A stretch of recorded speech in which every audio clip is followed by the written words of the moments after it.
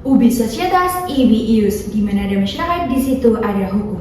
Assalamualaikum warahmatullahi wabarakatuh. Salam Om Swastiastu, Namo Buddhaya, salam kebajikan. Dewan juri yang kami hormati, rekan-rekan dari tim Pro serta rekan-rekan pemerhati hukum yang amat terpelajar. Izinkanlah kami memperkenalkan diri dengan saya sendiri, Aisyah Robetul Menaro selaku pembicara pertama, serta Muhammad Gufran Fazal selaku pembicara kedua, beserta Adi Radian selaku pembicara ketiga. Kami adalah tim Pangeran Diponegoro yang akan memposisikan diri sebagai tim kontra yang dengan tegas menolak mosi perdebatan kali ini, yakni percepatan infrastruktur mengorbankan kelestarian lingkungan dan hak masyarakat. Dewan juri yang kami hormati, percepatan infrastruktur bukan sekedar pembangunan jalan, jembatan, atau gedung, namun merupakan strategi nasional untuk mempercepat hadirnya kesejahteraan. Melalui percepatan infrastruktur, pertumbuhan ekonomi terpacu, konektivitas diperluas, dan akses masyarakat terhadap pendidikan, kesehatan, serta kesejahteraan sosial semakin terjamin.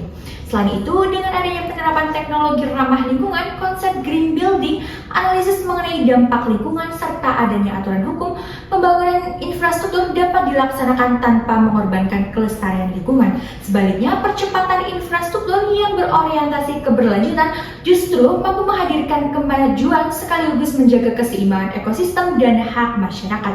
Dewan juri yang kami hormati, secara filosofis, percepatan infrastruktur merepresentasikan antara kepentingan pembangunan dan kelestarian alam yang menegaskan bahwa kemajuan material harus sejalan dengan tanggung jawab ekologis. Pembangunan tidak serta menjadi bentuk pengorbanan, melainkan wujud tanggung jawab moral untuk menghadirkan kesejahteraan tanpa mengabaikan keberlanjutan. Mohon maaf, dengan demikian percepatan infrastruktur bukanlah pengabaian hak, melainkan perluasan pemenuhan hak masyarakat secara komprehensif. Dewan juri yang kami hormati, bangunan argumentasi secara teoritis dan sosiologis akan dielaborasikan oleh pembicara kedua dan ketiga dari tim kami. Sekian dan terima kasih. Dewan juri yang kami hormati, rekanku dari tim Pro serta rekan-rekan pemerhati konstitusi yang amat terpelajar. Izinkanlah saya melanjutkan konstruksi argumentasi yang sebelumnya telah dijabarkan oleh pembicara pertama kami melalui 3 pijakan argumentatif utama. Yang pertama, percepatan infrastruktur adalah mandat hukum. Kedua, percepatan infrastruktur sejalan dengan prinsip pembangunan berkelanjutan. Dan yang ketiga, hal ini dijamin oleh instrumen hukum nasional. Oleh karena itu, izinkanlah saya menelaah ketiga poin ini secara lebih terperinci untuk memperlihatkan kekeliruan yang terjadi pada mosi perdebatan kali ini. Yang pertama, Dewan juri yang dihormati, percepatan pembangunan infrastruktur bukanlah ancaman melainkan mandat hukum.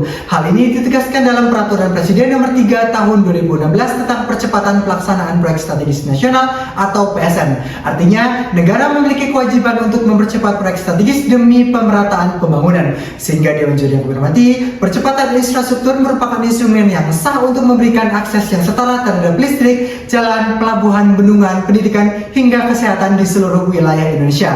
Menyebut percepatan infrastruktur sebagai ancaman jelas mengabaikan mandat hukum negara. Lebih jauh lagi, Dewan juri yang hormati, menolak percepatan infrastruktur sama saja dengan menunda pemenuhan hak dasar masyarakat yang bergantung pada akses-akses tersebut. Inilah sebabnya percepatan infrastruktur harus dipahami sebagai kewajiban konstitusional yang melekat pada negara, bukan pilihan yang bisa ditunda-tunda. Yang kedua, Dewan juri yang kami hormati, dari sisi teori pembangunan berkelanjutan yang dikemukakan oleh Guru Harlem dalam Our Common Future tahun 1987, pembangunan yang ideal adalah pembangunan yang memenuhi kebutuhan generasi sekarang tanpa mengorbankan generasi mendatang. Dengan penerapan teknologi ramah lingkungan seperti green construction dan renewable energy, percepatan pembangunan tetap bisa dijalankan tanpa merusak ekosistem. Sehingga Dewan juri yang hormati, argumentasi yang menyatakan bahwa percepatan otomatis merusak lingkungan adalah klaim yang sangat lemah dan tidak relevan dengan prinsip pembangunan berkelanjutan.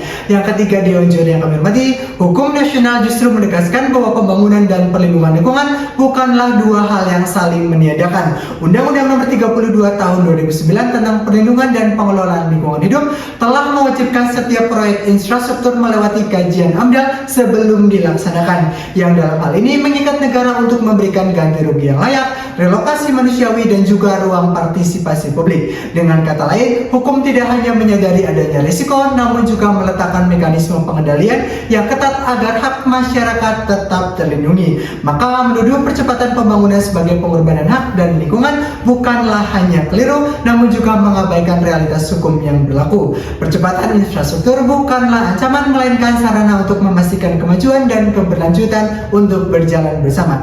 Selanjutnya, Penjelasan aspek sosiologis akan dijawantahkan oleh rekanku pembicara ketiga. Sekian dan terima kasih.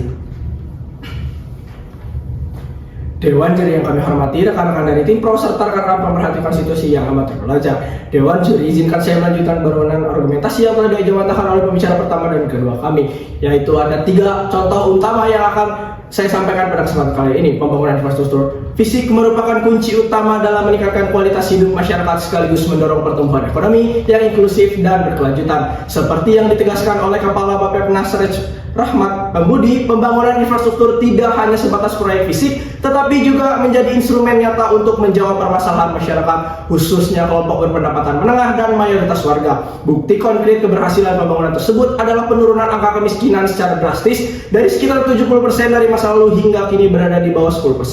Capaian ini tidak lepas dari peran besar pembangunan infrastruktur yang mampu membuka akses, meningkatkan mobilitas, dan menciptakan peluang ekonomi baru. Dewan Juri, Bendungan Marangkayu adalah contoh konkret infrastruktur fisik yang membawa dampak nyata dan luas bagi masyarakat di Kalimantan Timur. Setelah pembangunan fisik rampung dan imploding dimulai pada Desember 2024, bendungan ini kini memiliki kapasitas tampung hingga 12 juta kubik, menyokong irigasi hingga 1.500 hektar, menyediakan air baku 450 liter per detik, mengurangi resiko banjir sebesar 65%, serta menghasilkan listrik dan energi mikrohidro, dan membuka peluang destinasi wisata air.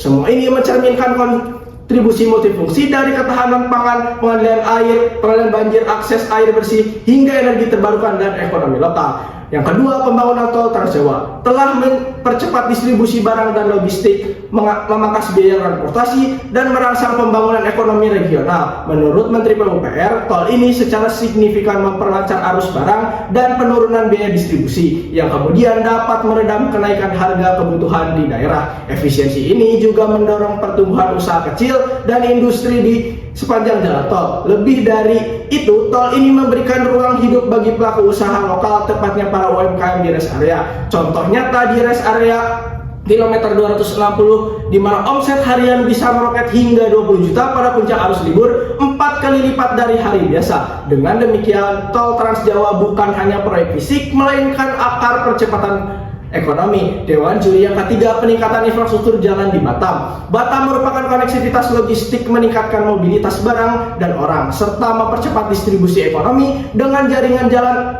antri sepanjang 478 km dan kolektor 352 km, total hampir 1.700 km.